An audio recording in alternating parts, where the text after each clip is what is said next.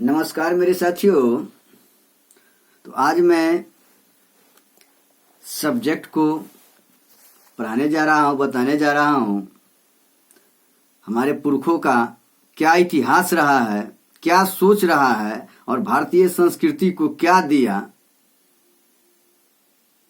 भारतीय संस्कृति पर इस्लाम को आने के बाद, इस्लाम धर्म, इस्लाम संप्रदाय को आने के बाद भारतीय संस्कृति पर क्या प्रभाव पड़ा, उन तमाम चीज़ों को जानकारी दूंगा, उनके बारे में मैं बताऊंगा।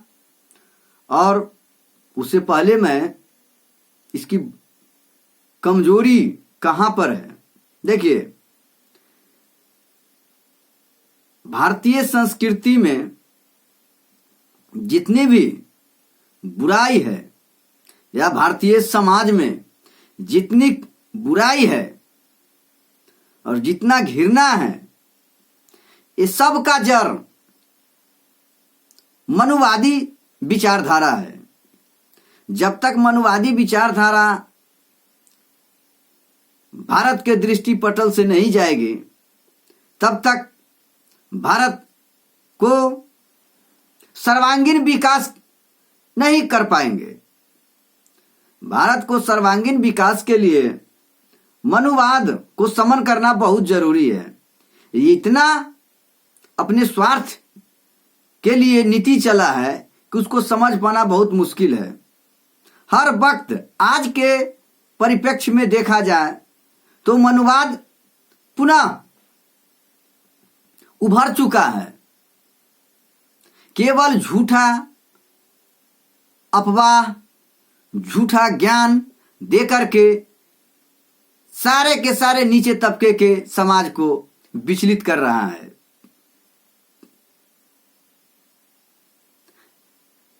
सोचने वाली बात है कि आपने जो कर्म किया है उसका प्रभाव तो किसी न किसी रूप में दिखाई देगा ही।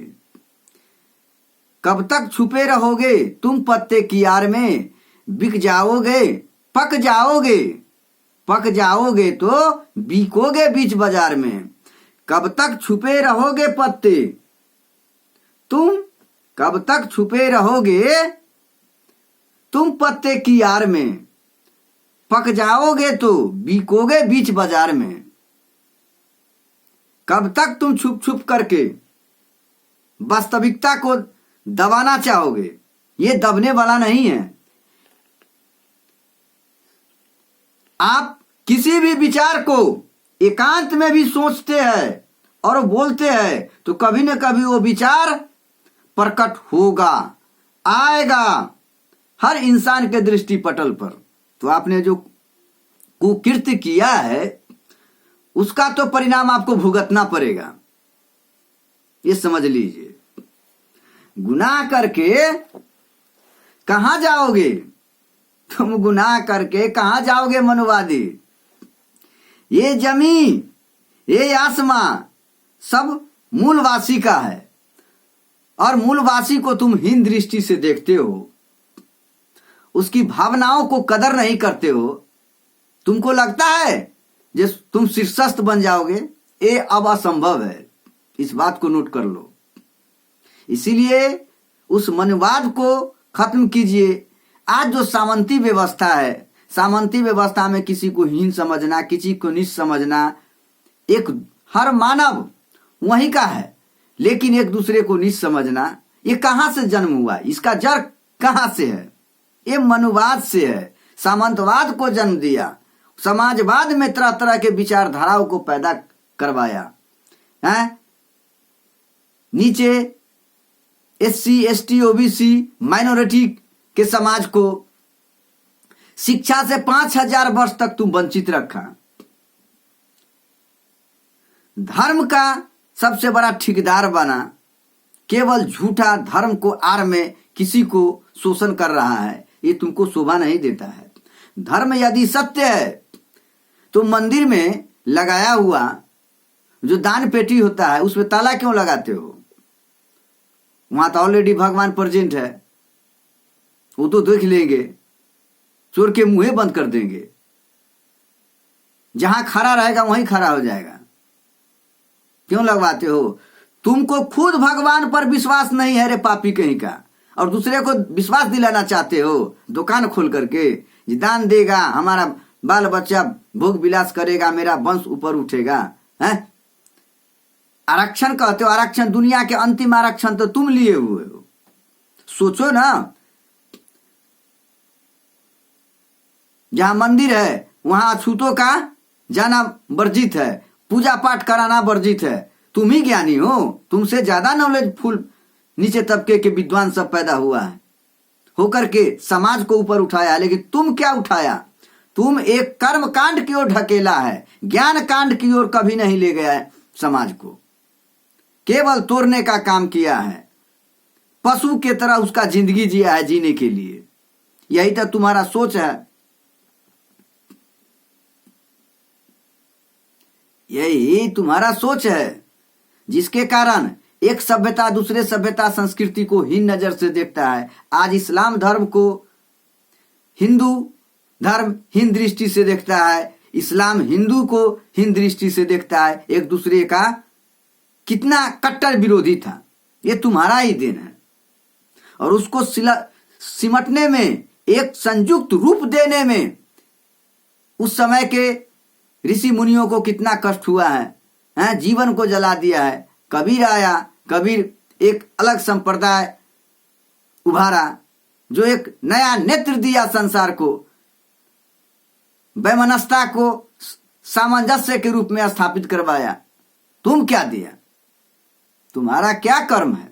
वही ठगना, ठठेरना, बुर्बक बनाना है। तुमको रहना चाहिए मंदिर में, तो तुम संसद में हो, संसद भवन में राज करते हो, हैं?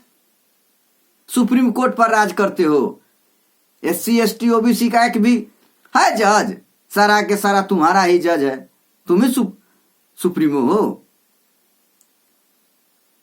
तुम अपना वंशवाद सबसे पहले करता है, और ये सब पशविकता जिंदगी जीने वाला कास्ट नीचे दलित बस्ती से उठा हुआ, ये तुम्हारा राज को तो नहीं समझ सकता है। जब तक वो शिक्षा नहीं पाएगा तब तक वास्तविक को नहीं समझ पाएगा।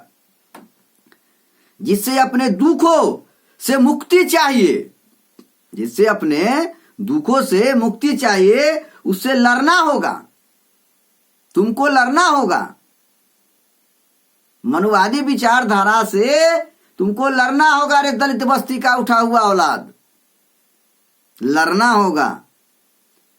भीमराव अंबेडकर तुमको समझाते समझाते सिधार गए, लेकिन तुम समझने वाले नहीं हो।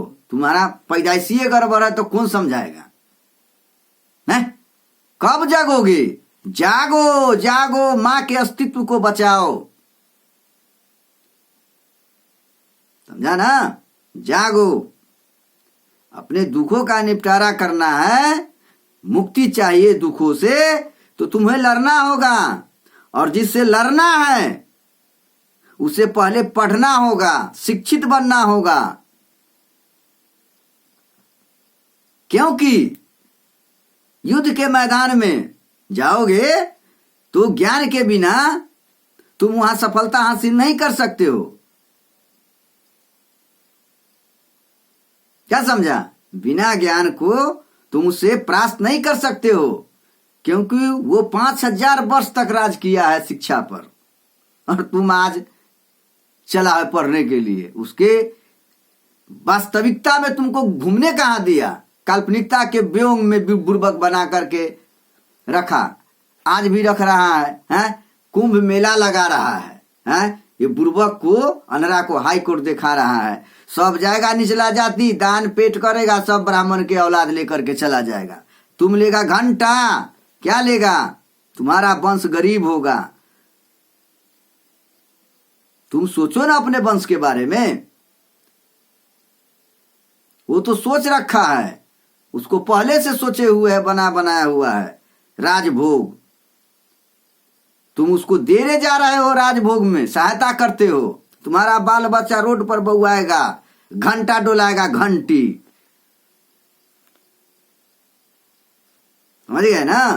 तो युद्ध स्तर पर अपने आप को बनाओ, समझो, विचारो। आज देख रहा है अनेक हिंदुओं द्वारा इस्लाम धर्म अपनाया जाना, अनेक हिंदुओं द्वारा इस्लाम धर्म अपनाया जाना, ये किसका देन है? मनुवादी विचारधारा का देन है। वो नीचे हिंदू केवल नाम के रखे हुए है, जातियों में बांटे हुए, जाति को हिंद दृष्टि से देखता है, मान सम्मान के नजरिया से नहीं देखता है, एकता के भावना को पनपने नहीं देता है, तोड़ फोड़ करके रखता है, गलत विचार, गलत संदेश देता है, जिसके कारण अनेक हिंदुओं द्वारा इस्लाम धर्म को अपनाया गया है। इस्लाम धर्म में हिंदू धर्म की भांति जाति प्रथा और वर्ण विभेद नहीं था, जाति प्रथा और वर्ण विभेद नहीं था, जिसके कारण हिंदू इस्लाम के प्रति काफी आकर्षित हो गया। इस्लाम धर्म में जाति पाति भेदभाव नहीं था, हिंदू में भेदभाव था, जिसके कारण काफी हिंदू इस्लाम धर्म को स्वीकार किया, तुम्हारे कुकृत्य के कारण, तुम्हारे सोच के कारण।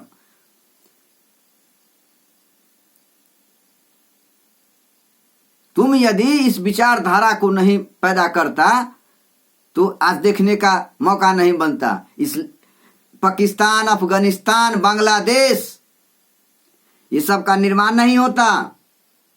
ये सब तुम किया है अपना स्वार्थ के लिए, कम्युनिटी बनाया, हिंदू एक धर्म के रूप में दिया समाज को। ये धर्म है, ये तुम्हारा एक कम्युनिटी है, एक समुदाय है, जिसको तुम पशु के तरह उस घेरा में रख लिया है और सबको बांध करके रखा है, बुर्बक बनाता है, हाई कोर्ट सुप्रीम कोर्ट दिखा रहा है। क्यों नहीं दूसरे धर्म को स्वीकार करे? वो तो आकर्षित होगा, आंख के सामने जो अच्छा लगेगा उसके पाने के लिए तो चाहेगा ही। मानव संवेदनशील प्राणी होता है, वो क्यों नहीं धर्म को स्वीकार करेगा? इसीलिए इस्लाम धर्म को स्वीकार किया था। जाति पाति भेदभाव हिंदू धर्म में होता था, जिसके कारण इस्लाम धर्म को स्वीकारा, इस्लाम धर्म की ओर आकर्षित हुआ। समझ गए ना? उन्होंने इस्लाम धर्म अपना लिया। अनेक हिंदुओं ने इस्लाम धर्म इसीलिए अपनाया ताकि वे मुस्लिम शासकों से बच सके, ये भी उसका लक्ष्य था। तुम तो जाति फोड़ने के चक्कर में था और वो बलपूर्वक तुम्हारे कमजोरी के जान करके राज सत्ता को होशियार या मजबूरन इस्लाम धर्म को स्वीकार किया था। भीमराव अम्बेडकर क्यों बौद्ध धर्म को स्वीकार किया? तुम्हारा ही देन था रे पापी, और आज तुम सत्ता को सही ठहरा रहे हो, है?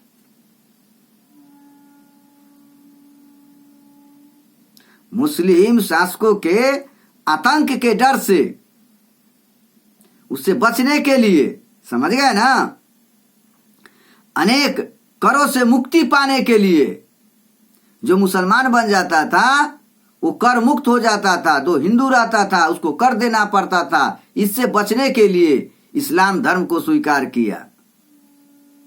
समझ गए ना?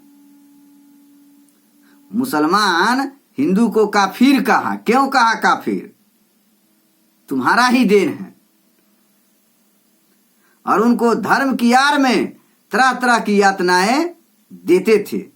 समझ गए ना? इसके अतिरिक्त मुसलमानों ने हिंदुओं का कत्लेआम कर देता था और तलवार के बल पर मुसलमान बनाया जाता था।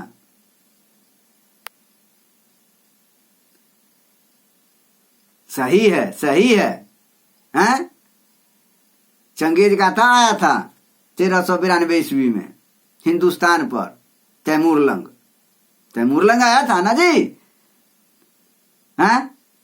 कत्लेआम कर दिया पूरा हिंदुस्तान को, तहस नहस कर दिया। कहां देवता था बैठा हुआ? किधर था छुपा हुआ? ताकत था, हैं? मार सोटा से, मार तलवार से मार करके बर्बाद करके चला गया, हैं? वही देवता है, हैं? जो अपना रक्षा नहीं कर सकता है, कुत्ता मुत करके चला जाता है, सब हिंदू को पुजवाता है उसको, पागल कहीं का। इसीलिए ये सब विचार को बंद करो, बाह्य आडंबर को दूर करो और सही संस्कृति का निर्माण करो, तब तुम्हारा कल्याण है। जय हिंद, जय भारत।